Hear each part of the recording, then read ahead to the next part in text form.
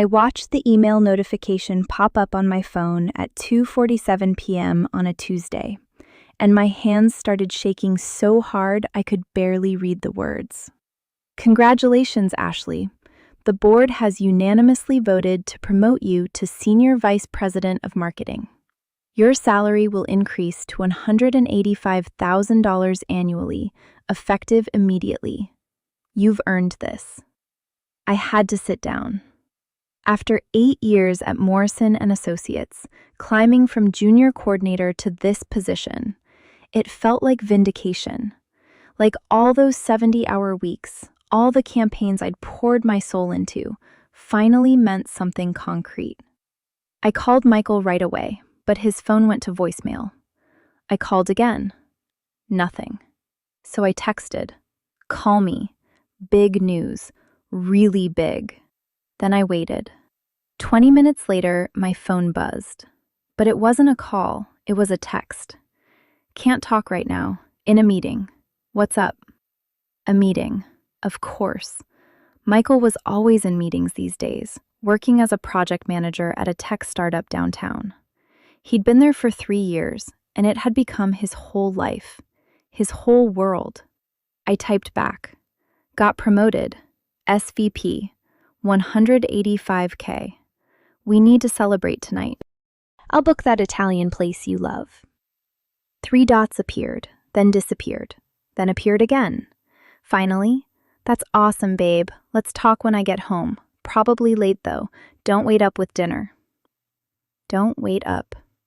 Those words should have meant nothing. They were the kind of thing Michael said at least twice a week. But something in me felt off. Maybe it was the adrenaline from the promotion making me hyper-aware, or maybe it was something deeper, something my gut was trying to tell me before my brain caught up.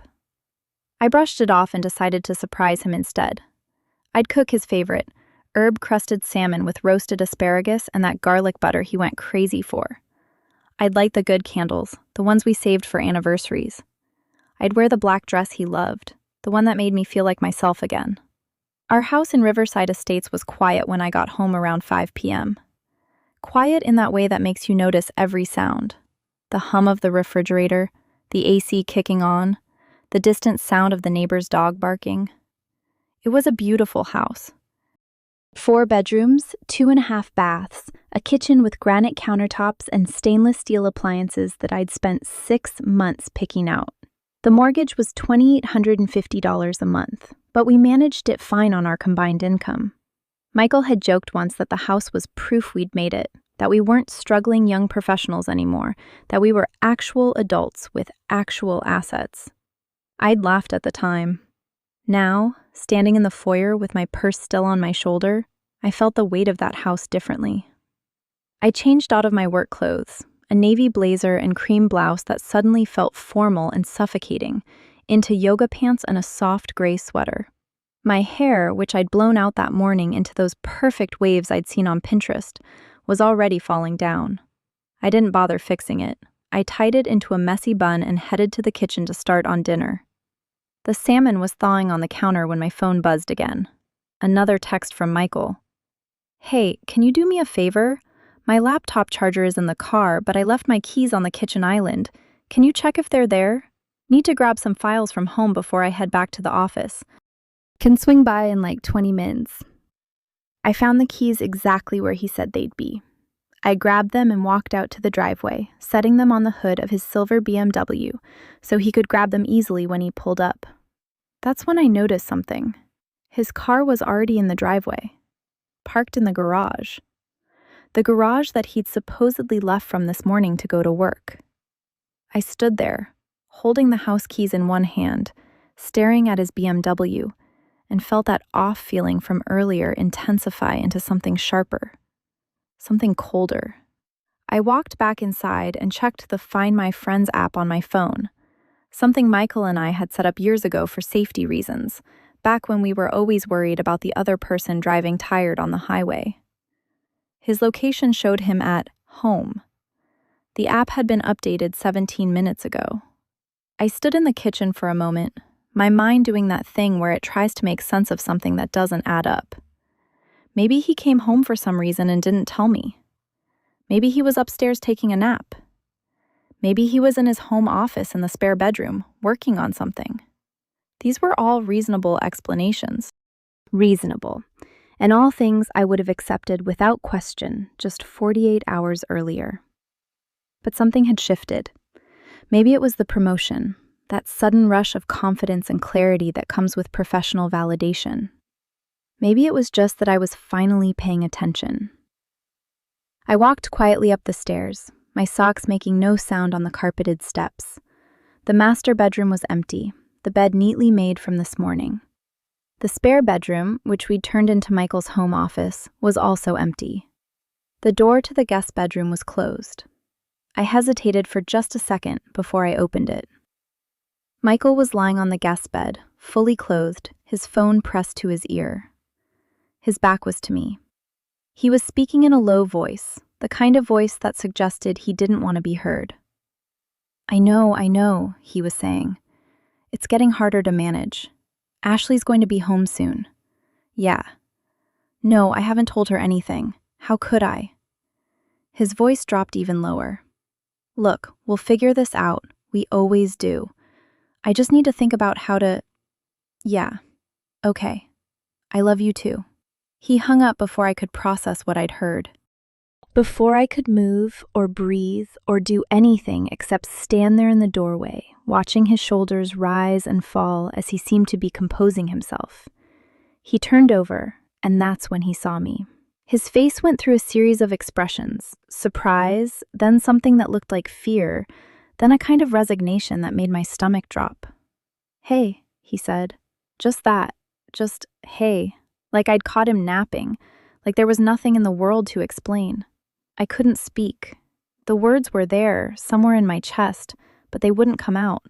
I just stood there, my hands at my sides, waiting for him to say something. Anything. An explanation, a lie, something to make this make sense. We need to talk, he finally said, sitting up on the bed. But not right now, please. Just not right now. Not right now? I heard my own voice, and it sounded like someone else's. Cold, steady, dangerous. Not right now, Michael?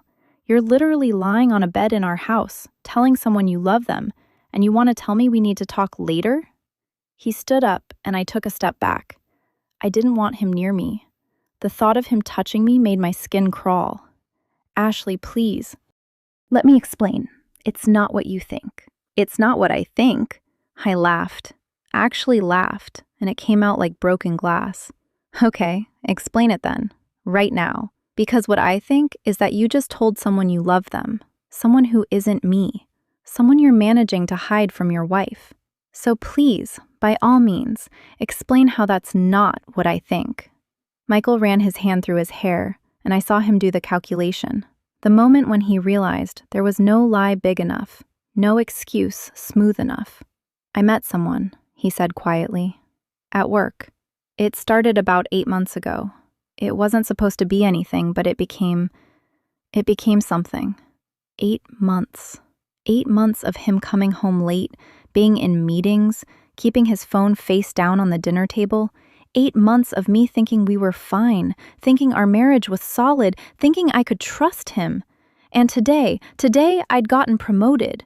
Today I'd called him to celebrate one of the biggest moments of my career, and he was already making plans to hide this from me, to keep lying, to keep doing whatever the hell he was doing with this woman. Who is she? My voice was steady, but inside I was fracturing. Her name is Rebecca. She works in the Austin office. I don't care who she is. I cut him off. My hands were shaking now, and I pressed them against my thighs to keep them still.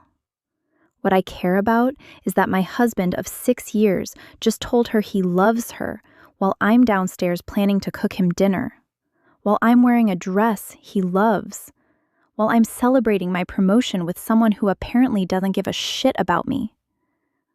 That's not fair, he said, and something in his tone shifted, like he was the victim here, like I was being unreasonable. You know you've been checked out. You've been at work constantly. We barely talk anymore. Rebecca, she listens to me. She's interested in what I have to say. The words hit like a physical blow. For a moment, I couldn't breathe. Oh, so this is my fault? I worked too hard, so you decided to have an affair? That's the logic we're going with? It's not an affair. We haven't slept together, if that's what you're worried about. Hadn't slept together. Yet. The word hung in the air between us, unspoken, but screaming. Get out, I heard myself say. Get out of this house right now. Ashley, no. No, I don't want to hear it. Get your keys, get your wallet, and get out. Go stay with Rebecca, go stay at a hotel, I don't care. But you are not sleeping in this house tonight. He tried to argue, tried to convince me that we needed to talk this through, that we needed to be rational about this. But I was done being rational. I was done being the reasonable one. I'd just been promoted to senior vice president. I'd spent 8 years building my career at Morrison & Associates, and my husband had spent the last 8 months building a relationship with another woman while I was out there breaking my back. I watched him pack a bag, watched him move around our bedroom like he was just going on a business trip, like this was temporary, like our marriage was something that could survive this. When he left, I locked the door behind him and stood in the foyer for 20 minutes, just standing there, not moving, not thinking, just existing in the space where my life used to be. Then I went to the kitchen. The salmon was still on the counter, thawing. I picked it up and threw it in the trash. I turned off the oven. I blew out the candles. I went upstairs, took off the black dress, and put on the first thing I found, a pair of old sweatpants and one of Michael's hoodies from college, the irony of which I registered and then immediately tried not to think about. I called my mom at 8:47 p.m. I hadn't planned to. I'd planned to sit with this alone, to figure it out on my own. But my mom answered on the second ring with her usual greeting, "Hi, honey, is everything okay?" And something in me just broke. "No," I said. "No, everything is not okay." I told her everything. The promotion, the text that didn't feel right, finding Michael on the guest bed, the phone call, Rebecca from the Austin office. I told her about the 8 months of lies, the meetings that apparently weren't real meetings, the way he'd said he loved someone else like it was the most natural thing in the world. My mom listened without interrupting. When I was done, she was quiet for a long moment. Then she said, "Ashley, I need you to listen to me very carefully. You need to call a divorce attorney. Tomorrow. First thing."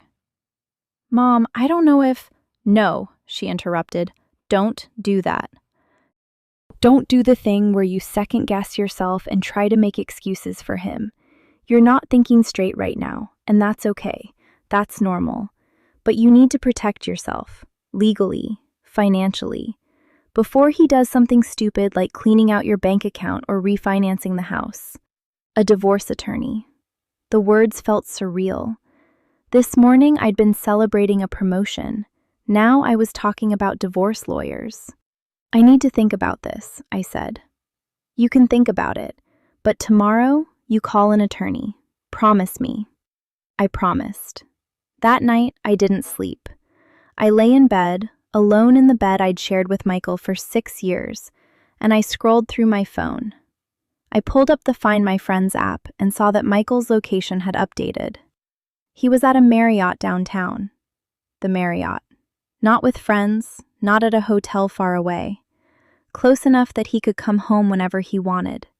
Close enough that if he wanted to leave Rebecca and come back, he could do it in 15 minutes. Around 3 a.m., I did something I'm not proud of. I went through his phone bill online. We were on a family plan, so I had access. I pulled up his most recent calls and texts. Rebecca's number appeared dozens of times a day. Dozens. Morning texts, afternoon calls, evening check-ins. There were patterns. He called her during his lunch break, texted her while he was supposedly in meetings, called her right after work before coming home to me. The level of deception was staggering. This wasn't some spontaneous mistake. This was calculated, deliberate, systematic lying. This was him choosing to betray me every single day for 8 months and making it look easy.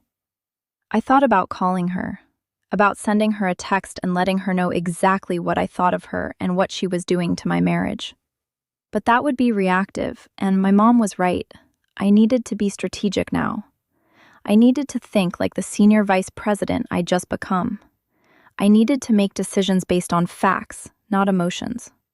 By the time the sun came up, I'd made a list.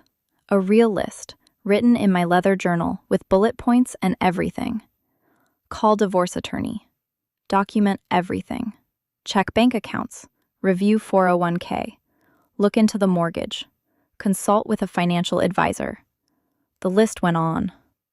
I called Morrison and Associates at 8:30 a.m. and told them I was taking a personal day.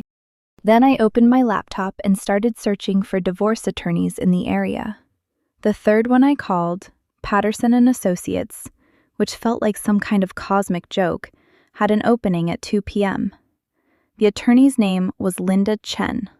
She was probably in her 50s, with gray-streaked hair and reading glasses that hung from a chain around her neck.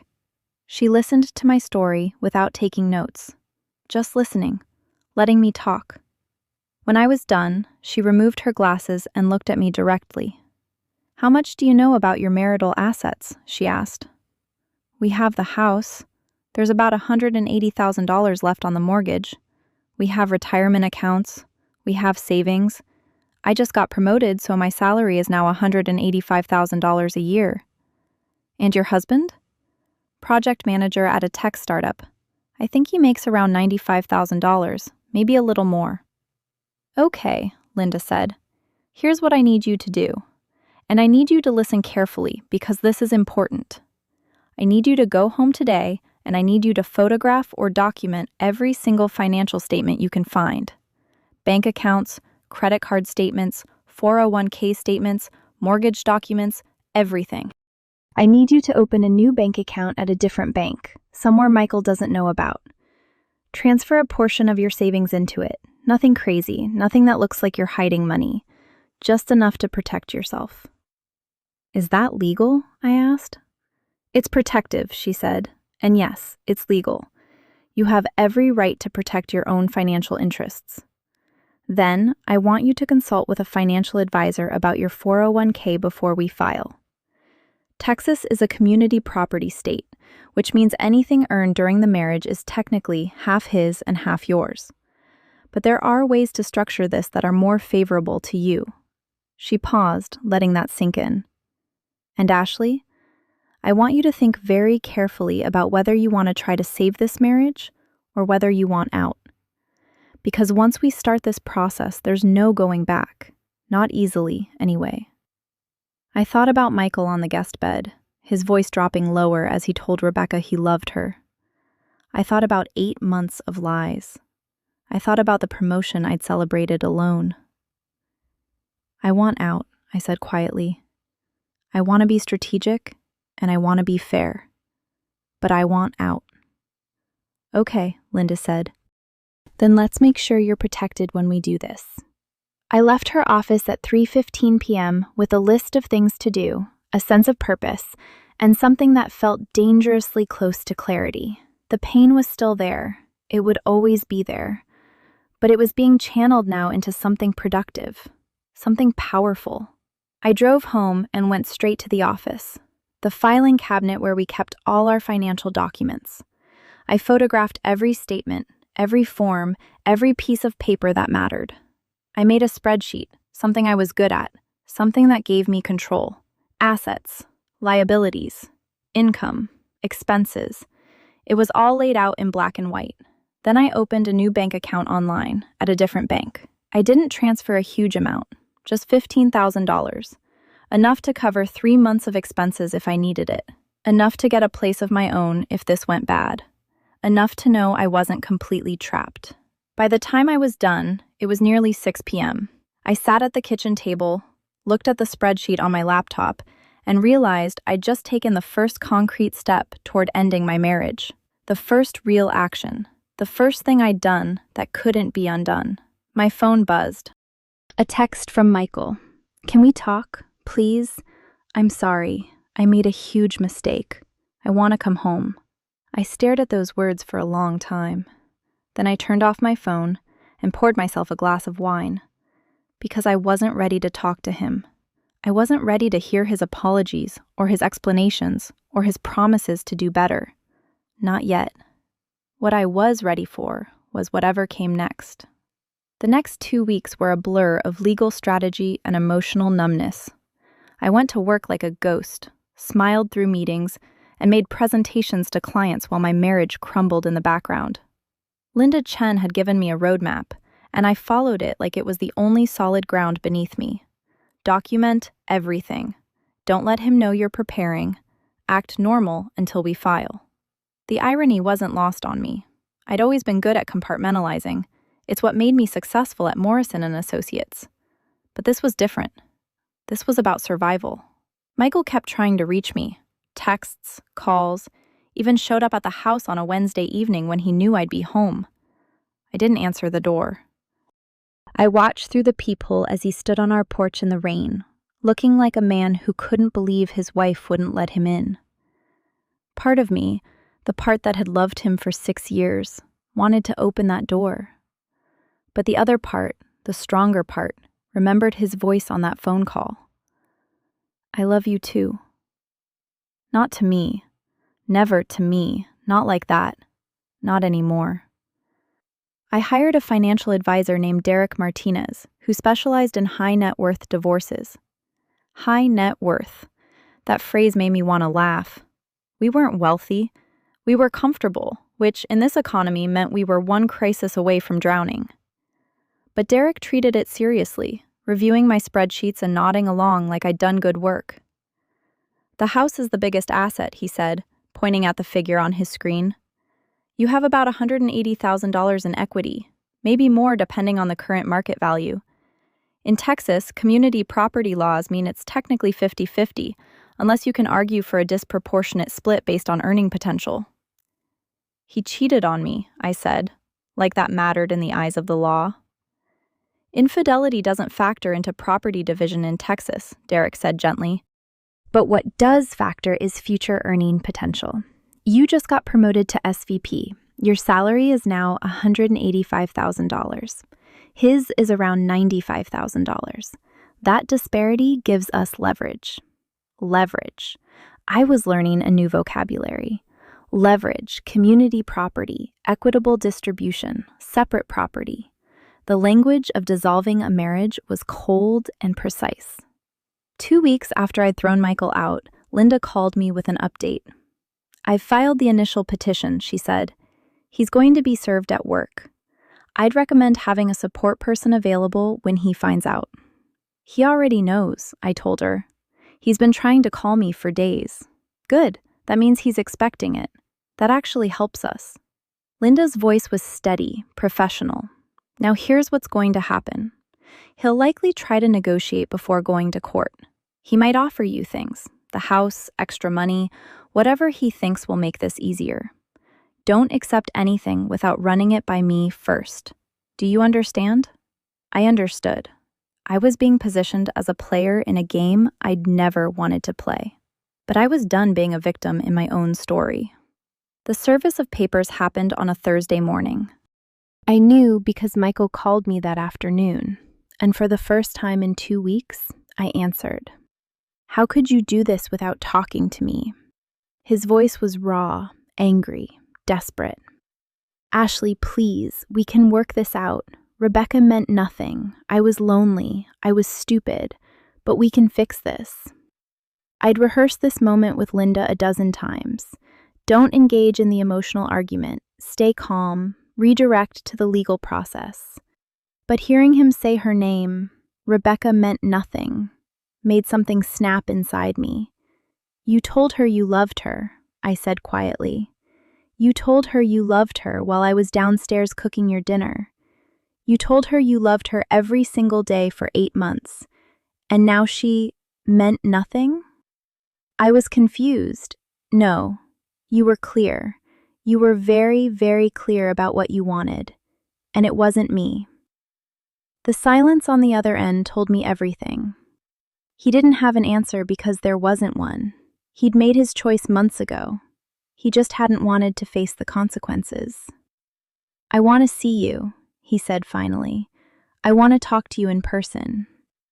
"We can talk through our attorneys," I said and hung up. Linda had warned me that Michael would likely try to make this messy. She was right. Within a week, he'd hired his own attorney, some guy named Richard Sanderson, who specialized in defending clients in high-conflict divorces. Richard's first move was to request a temporary hearing on spousal support, claiming that Michael was the one being financially disadvantaged because I'd just gotten a significant raise. The audacity was almost laughable. The hearing was set for 4 weeks out. 4 weeks of depositions, document exchanges, and depositions where Michael's attorney would try to paint him as the victim. 4 weeks of me reliving the same story over and over again.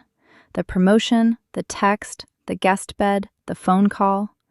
4 weeks of existing in the space between who I used to be and who I was becoming. My mom came to stay with me for 2 of those weeks. She took time off work and drove down from her place in Austin, arriving with groceries and a fierce determination to make sure I wasn't falling apart. We cooked together, real meals, comfort food, nothing fancy. We watched bad reality TV and didn't talk about Michael or the divorce or any of it. We just existed together, which was exactly what I needed. "You're going to be okay," she said one night as we were doing dishes. "I know it doesn't feel like it right now, but you're stronger than you think you are. You built a successful career. You'll build a successful life after this too." "I don't feel strong," I admitted. "I feel angry and scared, and like I made a huge mistake somewhere." "You didn't," my mom said firmly. "He did. Don't you dare take responsibility for his choices."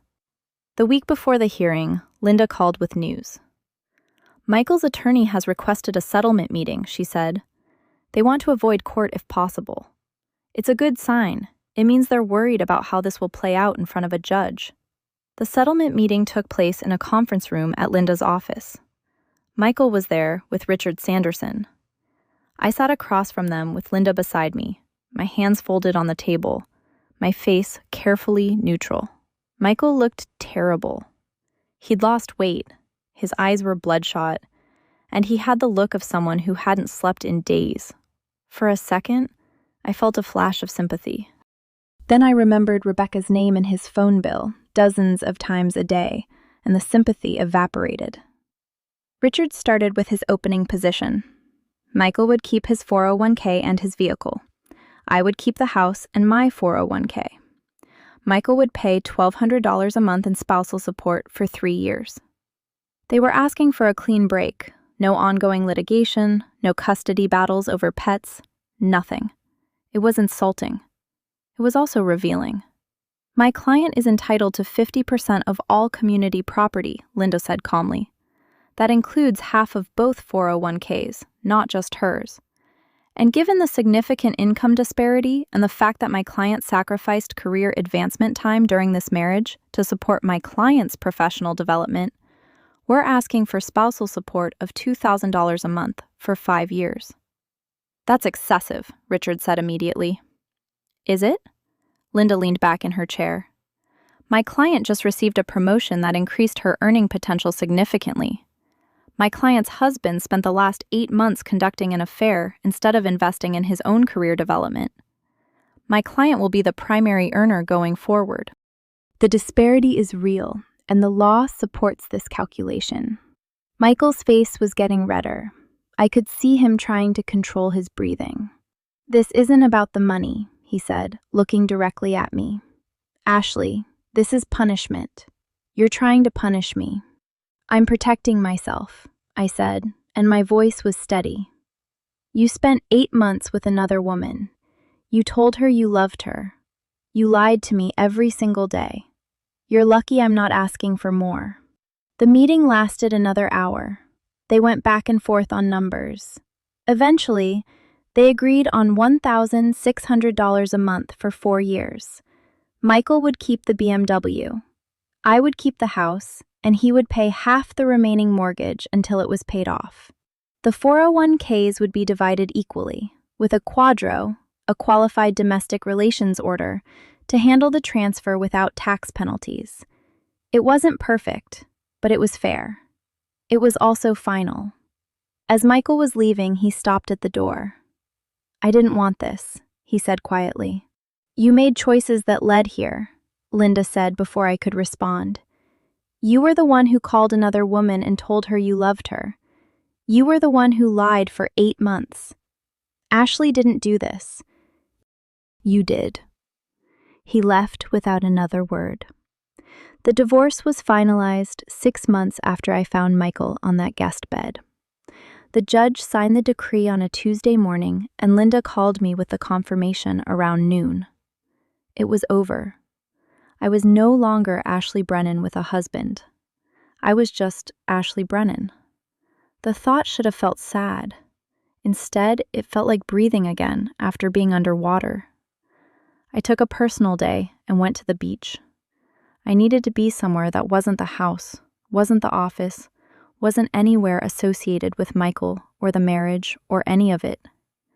I sat on the sand with my feet buried and watched the waves come in and go out, over and over, this endless rhythm of movement and return. My phone buzzed, a text from Derek Martinez. "The house appraisal came in. You're looking at about $480,000 in current market value. After the remaining mortgage is paid off, you'll have substantial equity. Congratulations." Substantial equity. Another new term for my new life. I called my mom. "It's done," I said when she answered. "The divorce is final." "How do you feel?" she asked. I thought about it. How did I feel? A year ago, I was celebrating a promotion and planning a special dinner. I'd thought that was the pinnacle of my happiness. I'd thought my life was complete. I'd thought I had it all. "I feel free," I said finally. "I feel sad and angry and like I wasted a lot of time on someone who didn't deserve it. But I also feel free, like I can finally start figuring out who I am when I'm not trying to be someone's wife." The office threw me a celebratory dinner a month after the divorce was finalized. It was ostensibly to celebrate my 6-month anniversary as SVP, but everyone knew what it was really about. Morrison & Associates was the kind of company where people paid attention to who was getting married and who was getting divorced. It was gossip currency. I wore a red dress, not because Michael had ever said he liked it, but because I liked it, because it made me feel powerful and alive. The dinner was at a nice restaurant downtown, and my team had shown up in force. We had appetizers and wine and good conversation that had nothing to do with my personal life. Near the end of the night, my boss, Catherine, the CEO who'd promoted me, pulled me aside. "I heard about the divorce," she said. "I'm sorry you went through that, but I'm not sorry about the promotion. You earned it, and you've continued to earn it. You're one of the best decision makers I have on my team. Don't let what happened with Michael make you doubt yourself." "I won't," I said, and I meant it. Walking out of that restaurant, I realized something. The promotion hadn't been ruined by finding Michael's infidelity. It had been reframed. That moment, getting the email, calling Michael, the distance in his response, it had been a turning point. It had forced me to see clearly. And clarity, as painful as it was, had set me free. Rebecca was still in Michael's life. I knew this because I'd done something I'm not proud of. I'd checked his social media. They were together now, officially, publicly. He'd posted a photo of them at some restaurant, looking happy, looking like they'd just discovered each other. Part of me wanted to hate her, but the truth was, she'd done me a favor. She'd shown me who Michael really was when things got hard. 6 months after the divorce was finalized, I got an email from an unknown address. The subject line said, "Can we talk?" When I opened it, I recognized the voice immediately. It was Rebecca. "Ashley, I know you probably don't want to hear from me, But I feel like I owe you an explanation. Michael and I aren't together anymore. I found out he'd been messaging his ex before me while we were together. I'm writing to tell you that I'm sorry for my part in what happened to your marriage. You deserved better. And I'm sorry it took me getting hurt to understand that. I read it 3 times. Then I deleted it without responding. I didn't need her apology. I didn't need her explanation or her regret. What I needed was to move forward, and that's exactly what I did. A year after the divorce, I bought a condo downtown, a smaller place, just for me, with floor-to-ceiling windows and a view of the skyline. I decorated it exactly how I wanted, without considering anyone else's preferences. I filled it with art I loved and furniture that made me happy. I threw a housewarming party and invited my mom, my friends from work, my college roommate who'd stayed in touch through everything. Someone asked me at that party if I regretted the marriage, and I surprised myself with my answer. No, I said. I regret how it ended. I regret that he lied. But I don't regret the years we had together. They were real, and they taught me something important, that I'm capable of building something, even if it doesn't last forever. Standing in my new apartment, surrounded by people who loved me, I realized that the promotion hadn't been destroyed by Michael's betrayal. If anything, it had been the catalyst for becoming someone I actually liked. Someone who was strong enough to walk away from a lie. Someone who could look at her life and say, "This is mine, and it's exactly what I wanted." The email notification that had changed everything was still saved in my inbox. I pulled it up sometimes and reread those words. "Congratulations, Ashley. The board has unanimously voted to promote you to Senior Vice President of Marketing." That moment had been real. That happiness had been real. And the strength I'd found afterward, that was real too. Michael tried to contact me once, about 18 months after the divorce was final. He said he wanted to apologize properly, to explain himself, to maybe be friends. I didn't respond. I didn't need his apology anymore. I'd already given myself permission to move on, and that was worth more than any explanation he could offer. I built a successful life as a single woman. I became the kind of executive that other women aspired to be. I mentored younger women at the company, helped them navigate the minefield of ambition and family and love. I told them my story, not all the details, but the important parts. The part about trusting yourself. The part about knowing when to walk away. The part about discovering that the worst thing that could happen to you might actually be the best thing for you. And whenever I felt that old doubt creeping in, that feeling that maybe I'd been too harsh, maybe I should have tried harder to save the marriage, I thought about that phone call. I thought about Michael's voice dropping lower as he told someone else he loved them. I thought about 8 months of lies. And I remembered that some things, once broken, aren't meant to be fixed. They're meant to be left behind so you can build something better.